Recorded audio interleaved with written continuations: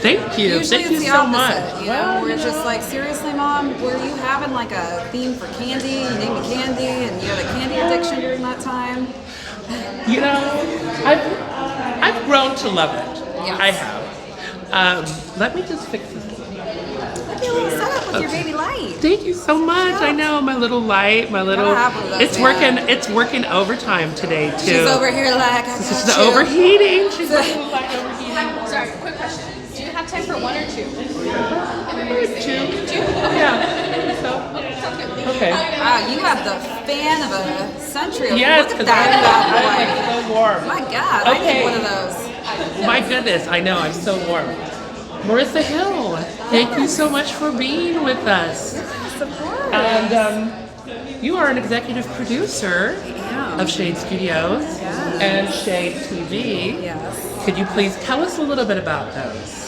Yeah, so I am kind of a tree, I guess you could say, of different entities. So Shade Studios is a media outlet, but it's also a production fully staffed team. So I manage a staff of 15 writers. So from fashion, sneakers, to film, TV, we cover red carpets, everything in between, but we also our in-house production team. So we also do a lot of different jobs that include unscripted content. I was on a Hulu docu-series actually recently called Grails, which was incorporated with Jordan Brand. Yeah. And that was really a fun, exciting project. We're also in the works of working on the very first unscripted cosplay series at one of the Comic-Cons. Can't tell too many details, but Cosplay. that has been Awesome. 3 years of planning and coordination. Nice. Finally getting into the mix of starting to film on that. And then Shade TV actually started originally as a sneaker channel. So as you can see, we don't know Yes. sneakers, but these are We the gotta Ben get and Jerry ice cream sneakers that come in an actual ice cream container. Love it. And I started just filming content on sneakers in general. Now we're the largest female-led sneaker channel on the YouTube space. And I teach people how to style their sneakers as well. And Nice. then on top of all of that, we also have a full coverage team that covers red carpets. And I also moderate a lot of different panels. Nice, very nice. Yeah. Talk to us a little bit That's a about. lot, I know. No. Talk to us a little bit about hype culture, Marissa. Hype culture, man, the ever-changing hype culture. I mean, this is a world, I would say, of gatekeepers, 100%. But as far as just staying on top of trends and things like that, I think it's like an avalanche of shifts and turns where people could be interested in one thing at one point, where Supreme could be the hottest thing out there, to, okay, we don't care about Supreme anymore. We want to focus on newer brands. And even with sneakers, trends are always changing, where Nike could potentially be the main focus in hype culture, and that can also transition now to like ASICs and New Balance. For instance, and ASICs actually just dropped with Kith today, the Silver Surfer edition of the ASICS Gel Piano, as well as the Magneto ASICS Silhouette, and you can only get those actually here exclusively at Comic-Con. And they're very limited, maybe less than 100 that they were actually providing. So part of the hype, you know, hype is about not being able to get things, which is good and bad at the same time. I love it. Yeah. Can you talk to us a little bit about Silhouette as well?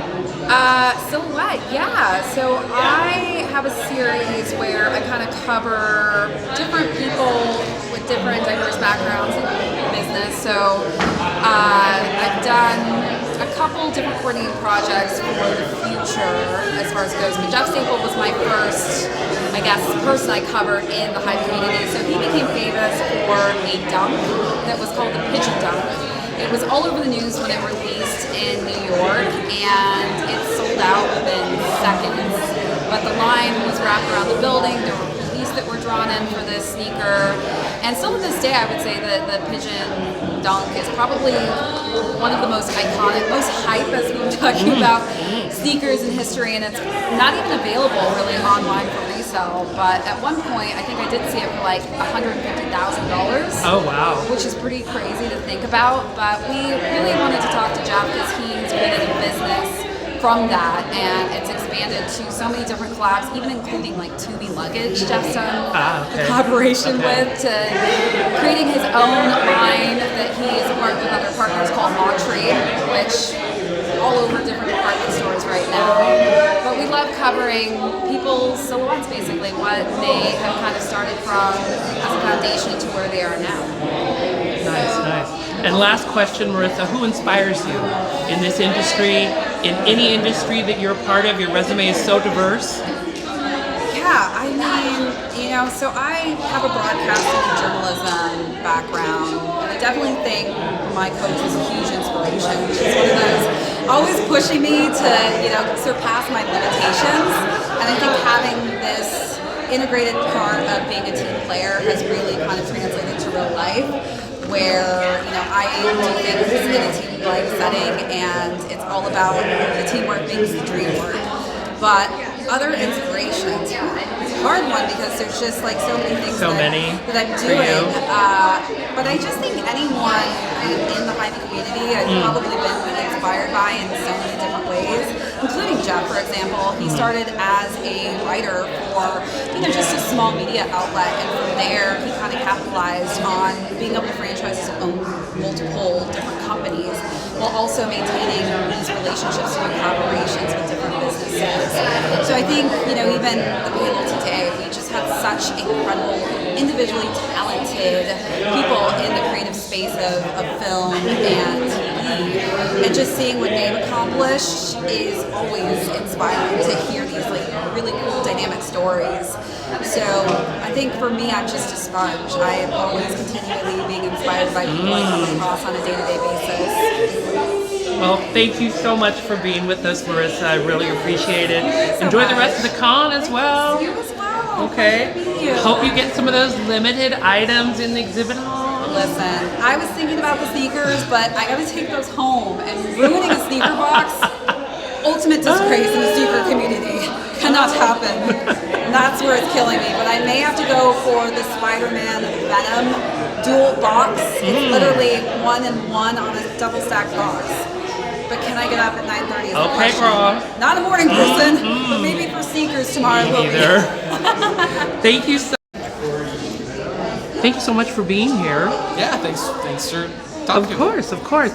If you don't mind introducing yourself a little bit. Yeah. What you're working on at the moment. Yeah, my name's Mark Evitz. I'm from Nashville, Tennessee, and I'm working on as a composer and songwriter for Apple TV Plus's animated series Frog and Toad. I love it. Talk to us about your process for composing on Frog and Toad. Yeah. So typically, I get the episode with no music. There's no direction for music either, and so it's kind of like a blank palette. And I have certain motifs and certain things that I go to for each character. But what I do is I watch for the way the animation is done, the pacing of that animation. I'm watching for how Frog might be walking through the woods. And that's where I base my tempo. And I start with that, and I'm seeing that, and I'm saying, okay, there's my tempo. I'm watching the animation. I'm seeing how fast he's walking, what his energy is, what his mood is, and I'm basing everything off of that. And then once I build that tempo and build that rhythm, I base things on there and build it up from there. Nice. Talk to us about the ice cream song, that creation. Yeah, so the ice cream song was kind of fun because that was my. I love Tom Kenny, by the way. Oh my God, Tom Kenny is the greatest. So I got some lyrical ideas for the ice cream song. I got some they sent it to me and they gave it to me and it just had a bunch of flavors essentially that they wanted on this. And so I asked, I go, what voice are we looking for this? And they said, well, it's a mink, sort of an old time ice cream salesman. Think Tom Kenny. And I go, well, is Tom Kenny going to sing on this? And they go, maybe. And I go, okay. So it was like sort of, very exciting to think that I had the prospect of working with a great like Tom Kenny. So I tried to give it just like an old-time classic feel. and try to take their ideas, take some lyrical adjustments. They make it more of a sing-songy, and yeah, that's sort of I love it. came out that way. It's a lot of fun. For sure. Yeah. Frog and Toad is something that can be enjoyed by everyone, but what is it like to compose for children? How is that? Is that different for you or more challenging for you when you know this is a specific audience they're looking at or demographic? So Arnold Bell had this thing that it was great. Arnold Bell, I read an interview, the author of Frog and Toad, he said that he would write out a story and he would take all the words and he would say, how can I make this as simple as possible? How can I distill this down to things as simple as possible? And he came across a word, avalanche, and he goes, it's a big word. Maybe it's time to teach children that word. But for the most part, everything was simple, but he would throw big words in there occasionally.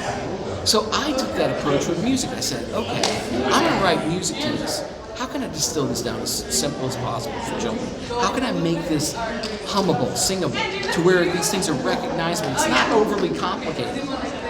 And then I would write that, and then I would say, how do I add a little fun in it? How do I add an avalanche in there? How do I tweak it in just a way to where it's going to allow the kids to have fun? So I sort of took the LaBelle approach.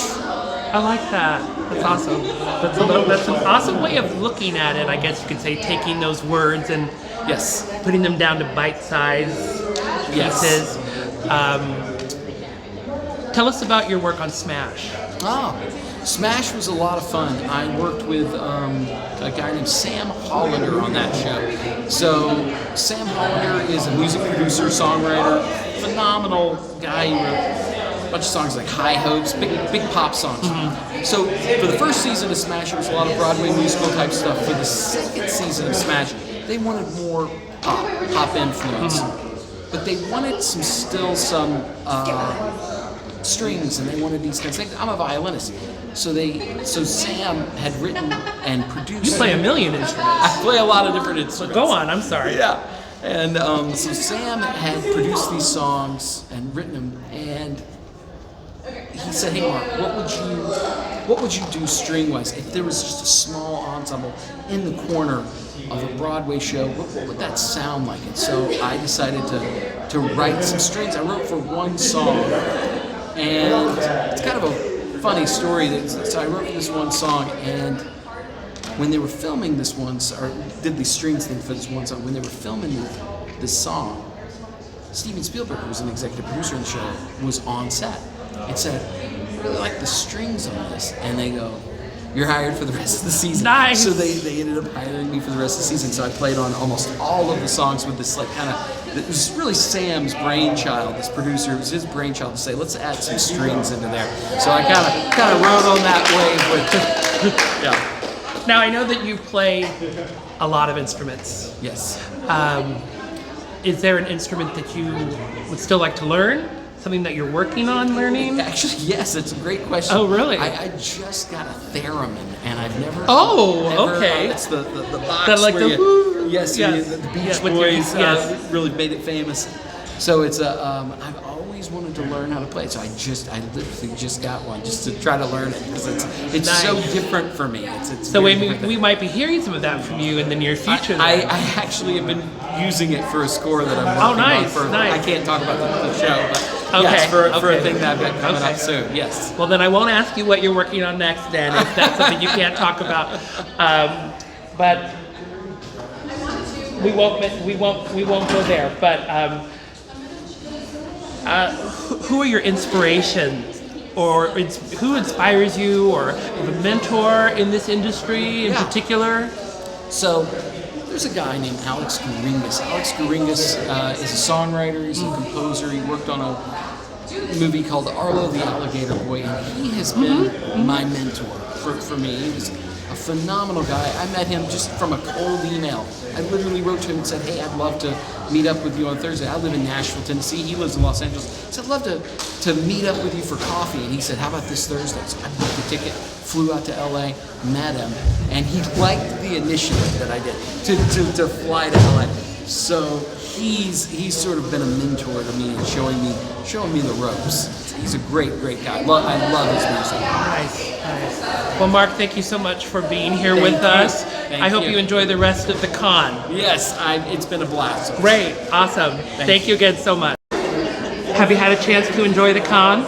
Not yet, but No? it's only it's the timing of the panel was nice because it's done, and now we've Hey. got until Sunday. There you go. So yeah, here with wife and kids. So I'm probably gonna take the kids to a lot of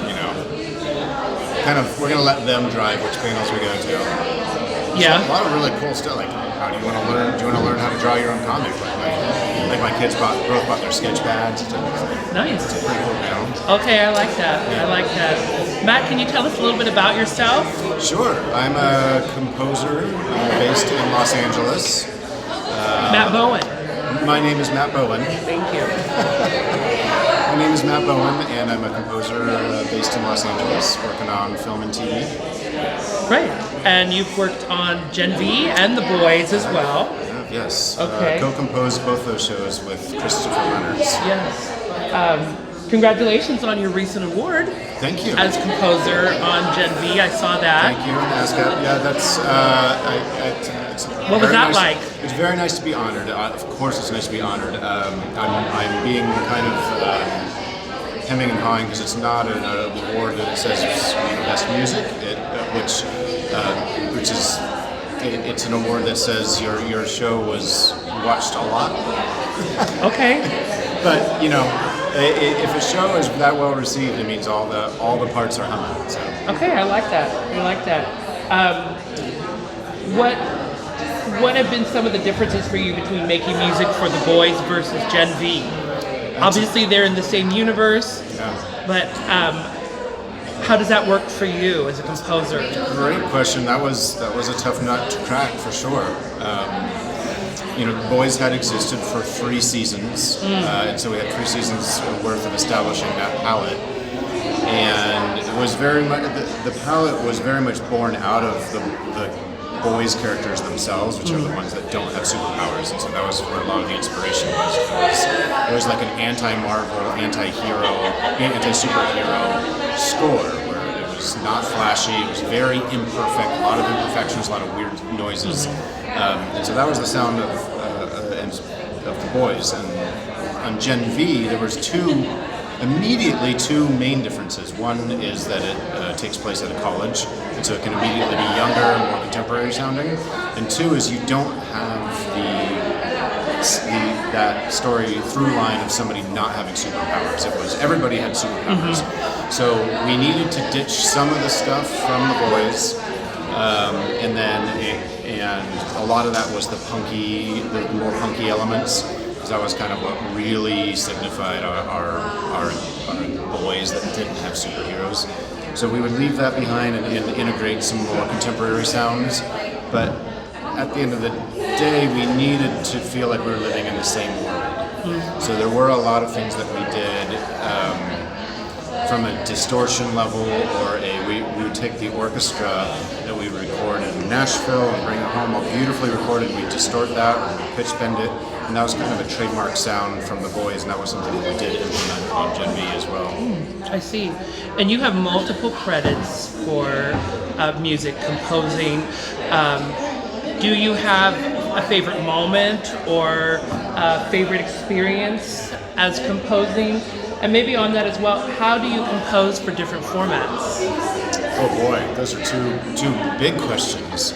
A favorite moment might have been at the Gen V premiere, which was they showed the first 3 episodes at the movie theater in Culver City, which is the town that I live in Los Angeles. So it was pretty amazing to go to my local theater and watch 3 episodes that I'd worked on, and the credits come up, and you get it's a moment of contemplation for sure, of reflection. Music by Chris Leonards and Matt Bowen. That was cool for sure. For the different mediums, are you referring to like TV versus film? Yes, that sort of thing. Yeah, I mean, TV is the ultimate. It's a marathon, not a sprint. and the trick there is keeping the score fresh while still making sure that you're commenting on the world and palette that you have established. I feel like I'm constantly course correcting in TV, where it's like, oh boy, I'm starting to lean too heavily on stuff I've written in the past, and then you'll course correct. And it's like, oh, whoops, we've got to make sure that we still sound like the first 2 seasons. Yeah. So that's the real challenge with TV. With film, it's more of a sprint. And it's, I always have a strange feeling when I work on film, which is maybe I almost shouldn't even share this feeling, but as soon as I'm done with a film, I'll be like, oh, I think I figured it out, but then I'm done. You got it right at So the end. You're like, but now, granted, I've been figuring it out all along, and I think if I have that feeling, maybe it means I did okay. But with TV, it's like, oh, I figured it out. It's like, great, you're done with 1 episode. Now here comes the rest of the season, and if you're fortunate enough, which we have been, now here comes a new season. Right. So, And who inspires you in this industry? who inspires Maybe somebody in the me? composing world itself? Yeah, the Or you have list. a mentor? The list is long. I don't know where to even start. I mean, I'm the ultimate film music fan. I mean, there's not a score out there that I don't appreciate on some level. So I really love production-heavy scores where it sounds like it could be an album. Thinking of maybe like a Daniel Pemberton. Chris Lennox is the one that I co-score these shows with. He was a big mentor of mine for a good decade, and then I kind of got lucky enough to start collaborating with him. Nice. And what's next for you, Matt? What's next is season 2 of Gen V is currently shooting. Can't wait. And I cannot wait to see what they're cooking up, those crazy kids. Awesome. Awesome. All right. Well, thank you so much sir. for being here. I appreciate it. Enjoy the rest of the con. Thanks for the great questions. Yeah, of course. Take care. Eric, thank you so much for being here. Really appreciate it. Thank you for having me. Can you tell us a little bit about your work on One Piece? What would you like to know? Well, as an editor, just tell us how it's been for you. Maybe if there's something in particular you've done on the piece, a scene or an episode that you've worked on that has really been kind of a touchstone for you. Well, like I said in the panel, my favorite scene that I'm most proud of is Zoro in the Web. These scenes were scripted, shot, directed, and cut in very linear fashion. They were young Zoro wanting to be the master swordsman. I mean, that's what One Piece is about, achieving your dreams. And he's trying to become the master swordsman. He meets Kuina, they make a pact, and unfortunately tragedy strikes, and he has to take the mantle and become the master swordsman, really for her. But he's stuck in the well, in present day. We gotta know, hey, these scenes are really good, but it's taking some time. What can we do to expedite this, make this more interesting? And what we did was we found that if we start intercutting this, we can tell more of the story, linger in more shots a little bit longer, and it's creating a lot of tension. And while we were doing this, we discovered in the edit there was all this additional footage that our director Andy Sullivan shot of close-ups of Zoro's face and his dead, things of his arm and his hands, and struggling to get off the well. And we just didn't have a place to put in the linear edit. So while we were doing this intercut, we were able to find these close-ups. Kuina tells Zoro, hey, you're dropping your elbow in this flashback. And in present day, we're able to have him drop his elbow. They're fighting with swords, and she hits him, he goes flying in the air. He goes, in the present day, he goes flying down the well. So it was just a perfect chain of events in editing that I got really excited about while we were putting this together. And this made for a great collaboration. We got terrific notes from our showrunners, Matt Owens, who worked with on Agents of S.H.I.E.L.D., Steve Maeda, and ultimately Oda, who has a great story sense and just knows these characters inside and out. Great. And then that was actually going to lead to another question when you mentioned Agents of S.H.I.E.L.D. Can you tell us a little about your work on Agents of S.H.I.E.L.D., maybe some particular stories that interested you as well, or moments that you found in the editing room that were... Well, Agents of S.H.I.E.L.D., I was on that show from the pilot. You did a lot. I'm sorry? You did a lot. I did a lot. I did 40 episodes. I was 7 seasons. We were at such a great group of people. Jed Weed and Marissa Hill, the showrunners, Jeff Bell, Jeff Loeb, Gary Brown, and we just had, it was just fun. Every day was fun. Every episode was like something new and different. Especially towards the end, while we were in the early days of S.H.I.E.L.D., the fall of S.H.I.E.L.D., that was happening in the movies, we were tied into some of these stories, and that was a lot of fun and exciting to be a part of this stuff. And then as the show progressed, we started to deviate and do our own thing. We did Ghost Rider, which was just so much fun. There was the Robbie Reyes version, so it was a little different than the Nicolas Cage. We had the car, and I remember before that season began, I ran out and I bought the comic because I wanted to see what was happening. And they had this big sequence of the car flipping up in the air and doing this amazing stuff. And then about a month later, I'm getting footage of that exact scene. And it was just a lot of fun to put together. It was exciting. It was just so much fun. And the visual effects, I'm good friends with the visual effects supervisor, Mark Kolpak, and everything was just, because that was a really tight schedule, we were just working really fast. Everybody was collaborating perfectly. And that Ghost Rider arc in particular, I'm extremely proud. It was just a lot of fun.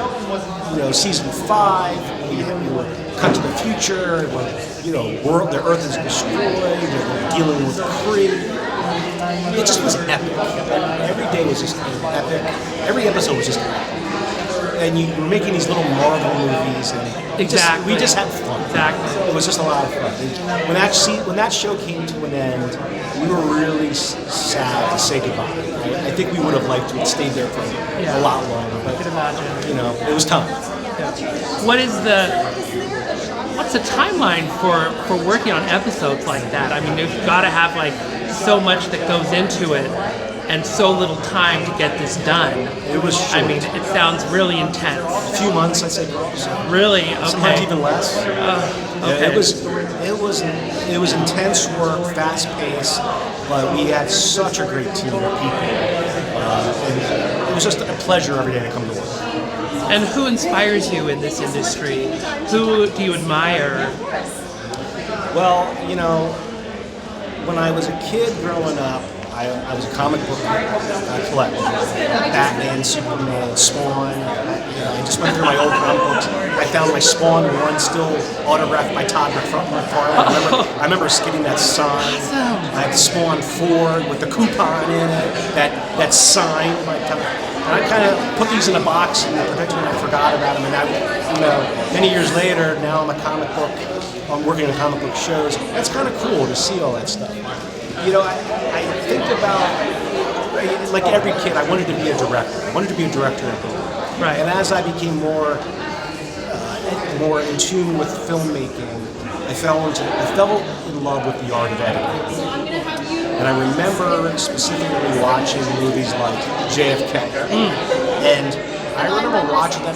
When that movie came out, I wasn't super familiar with what happened with JFK. Okay. And I watched this movie and I thought, this is a horror movie. This is terrifying. And I realized what was really scary to me, besides the subject matter, was the editing. Yeah. It was incredibly fast-paced editing.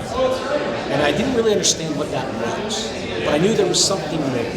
And it took a number of years for me to really become educated about what I was experiencing, what I was looking at. And it was just, editing, you can control your feelings, you can control the pace, it just controls everything. And you have to be aware, in my opinion, as an editor, you have to be aware of all facets of filmmaking. You're moving scenes around, your storytelling, your script, it's another rewrite of the script. And That's why I love editing so much. And is there someone in the editing world that you admire in particular or are inspired by? Well, there's so many. There's Michael Kahn, Vernon Fields, Andy Coates, the classic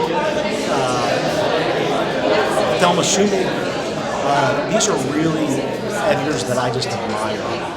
Pietro Scalia, who cut, and Joe Hutchins, who cut JFK, that really introduced me to what this concept project was. These are just people that really just inspire me. Really showed me that there's an art form, and there's reasons for making it. It's not just cut to this for no reason. There's an emotional reason that you want to do this stuff. And to me, that was most exciting.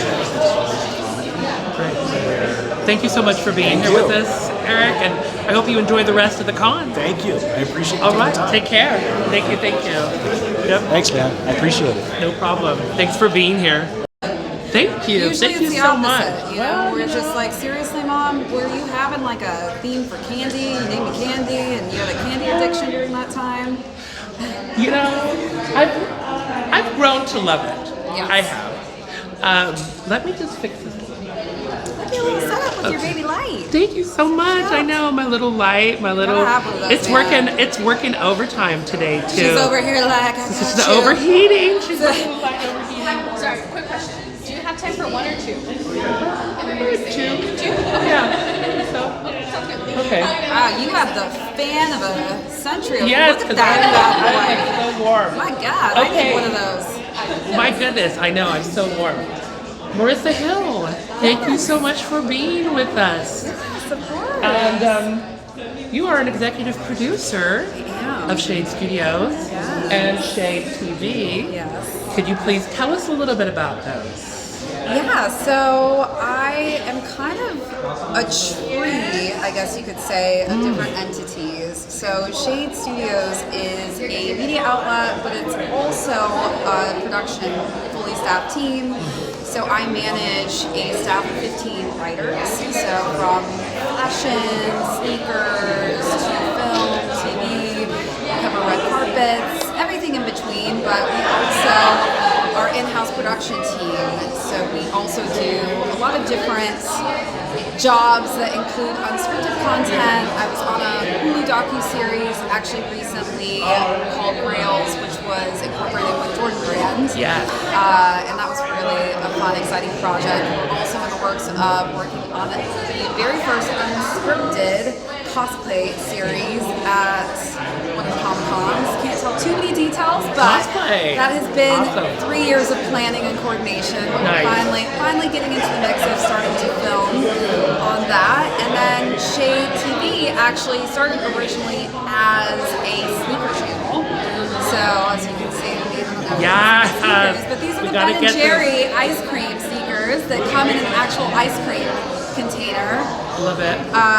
And I started just filming content on sneakers in general. Now we're the largest female-led sneaker channel on the YouTube space. And I teach people how to style their sneakers as well. And Nice. then on top of all of that, we also have a full coverage team that covers the carpets. And I also moderate a lot of different panels. Nice, very nice. Yeah. Talk to us a little bit That's a about. lot, I know. No. Talk to us a little bit about hype culture, Marissa. Hype culture, man, the ever-changing hype culture. I mean, this is a world, I would say, of gatekeepers, 100%. But as far as just staying on top of trends and things like that, I think it's like an avalanche of shifts and turns where people could be interested in one thing at one point, where Supreme could be the hottest thing out there, to, okay, we don't care about Supreme anymore. We want to focus on newer brands. And even with sneakers, trends are always changing, where Nike could potentially be the main focus in hype culture, and that can also transition now to like ASICs and New Balance. For instance, and ASICs actually just dropped with Kith today, the Silver Surfer edition of the A6 Gel Piano, as well as the Magneto A6 Silhouette, and you can only get those actually here exclusively at Comic-Con. And they're very limited, maybe less than 100 that they were actually providing. So part of the hype, you know, hype is about not being able to get things, which is good and bad at the same time. I love it. Yeah. Can you talk to us a little bit about Silhouette as well? Silhouette, yeah. So I have a series where I kind of cover different people with different diverse backgrounds in business. So I've done a couple different coordinating projects for the future as far as it goes. But Jeff Staple was my first, I guess, person I covered in the hype community. So he became famous for a dunk that was called the Pigeon Dunk. It was all over the news when it released in New York, and it sold out within seconds. But the line was wrapped around the building. There were police that were drawn in for this sneaker.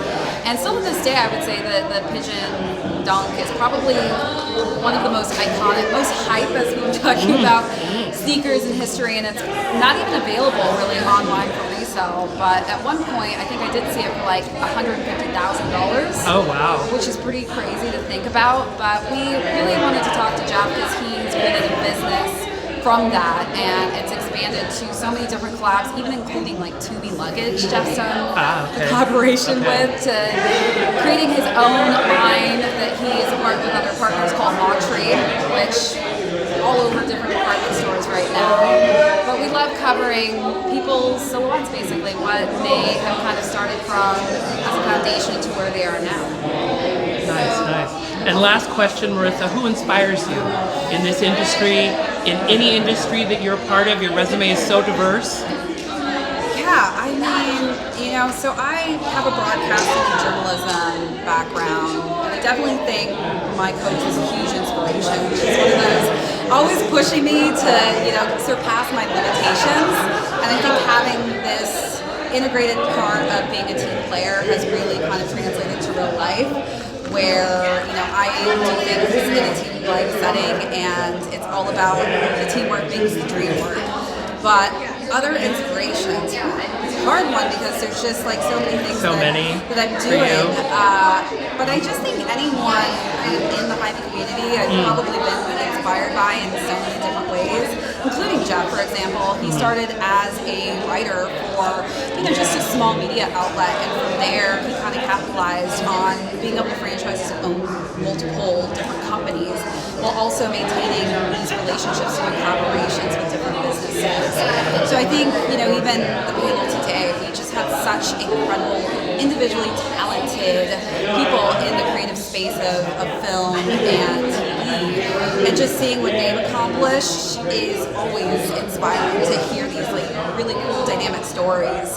So I think for me, I'm just a sponge. I am always continually being inspired by people I come across on a day-to-day basis. Well, thank you so much for being with us, Marissa. I really appreciate it. Enjoy the rest of the con as well. You as well. Okay. Thank you. Hope you get some of those limited items in the exhibit hall. Listen, I was thinking about the sneakers, but I gotta take those home, and ruining a sneaker box, ultimate disgrace in the sneaker community. Cannot happen. That's where it's killing me. But I may have to go for the Spider-Man Venom dual box. It's literally 1 and 1 on a double stacked box. But can I get up at 9:30? Okay, girl. Not a morning person, but maybe for sneakers tomorrow. Me neither. Thank you so. Thank you so much for being here. Of course, thank you for having me. Thank you so much. Could you please just introduce yourselves for our audience? Tell us a little bit about you. Sure. My name is Stephanie Philo. I am an editor. Some of my more recent work has been a feature called We Grown Now, a Black Lady sketch show, Dahmer, History of the World Part 2. I kind of bounce between genres. Nice. Very nice. You've won multiple awards, including several Emmys. Congratulations. Thank you. Yes. Is there a particular scene or a moment that you are most proud of from Black Lady Sketch Show? You know, I'm proud of the show on a whole because it's such a unique and different approach to sketch comedy. It's very rare that you see like an entire black lady post department, you know, and black lady editors, and it's not something that I ever thought I would see in my lifetime. So I'm very proud of the show in general, but if I was to pick a scene, I'm really proud of a sketch called What Up, I'm 3.